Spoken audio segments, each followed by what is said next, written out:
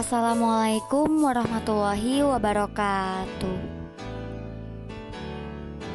Di video sebelumnya, kami sudah membahas tentang hukum menghadiahkan Al-Fatihah pada orang yang sudah meninggal.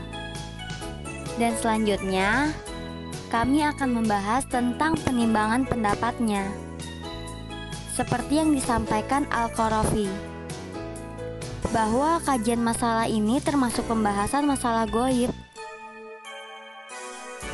Tidak ada yang tahu sampainya pahala itu kepada mayit selain Allah, kecuali untuk amal yang ditegaskan dalam dalil, bahwa itu bisa sampai kepada mayit seperti doa, permohonan ampunan, sedekah, bayar utang, zakat, atau utang sesama manusia, haji, dan juga puasa.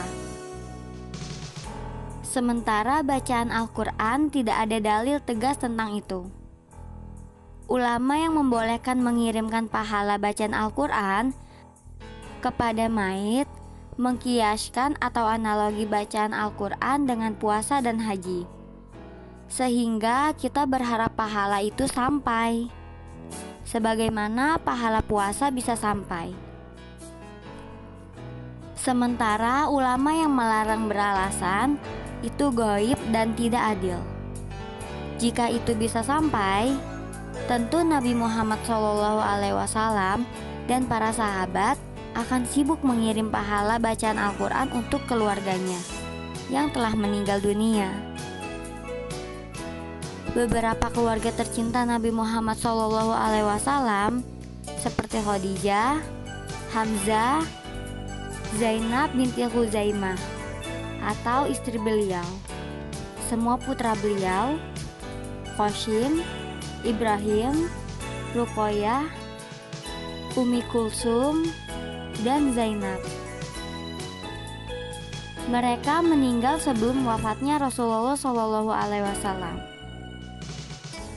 Namun tidak dijumpai riwayat beliau menghadiahkan pahala bacaan Al-Quran untuk mereka. Sarannya, melihat perbedaan pendapat di kalangan ulama tentang masalah menghadiahkan pahala amal badaniyah kepada mayit,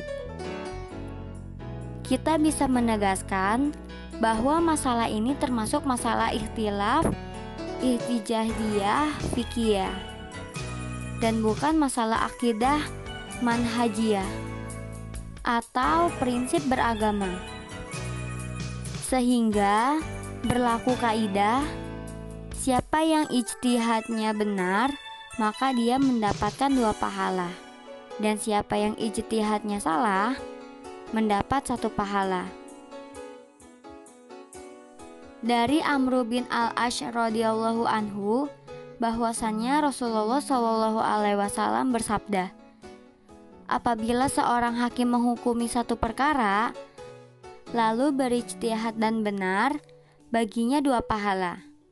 Dan apabila dia menghukumi satu perkara lalu berijtihad dan keliru, baginya 1 pahala. Kaitannya dengan ini, ada satu sikap yang perlu kita bangun. Ketika kita bersinggungan dengan masalah yang termasuk dalam ranah ijtihadiyah fiqhiyah, yaitu mengedepankan sikap dewasa, toleransi, dan tidak menjatuhkan vonis kesesatan. Baik yang berpendapat boleh maupun yang berpendapat melarang.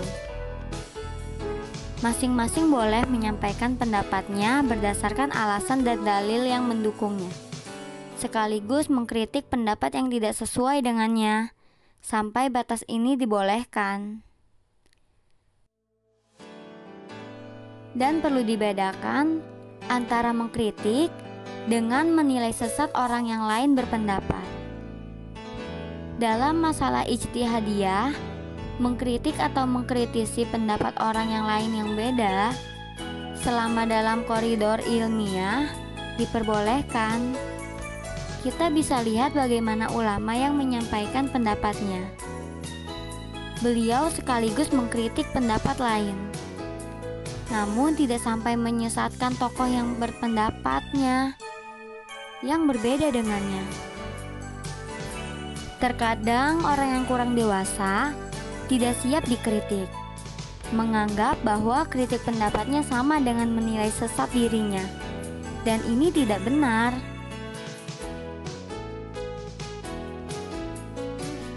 Semoga informasi ini dapat membantu wawasan pengetahuan kita semua. Wabillahi taufiq wal hidayah.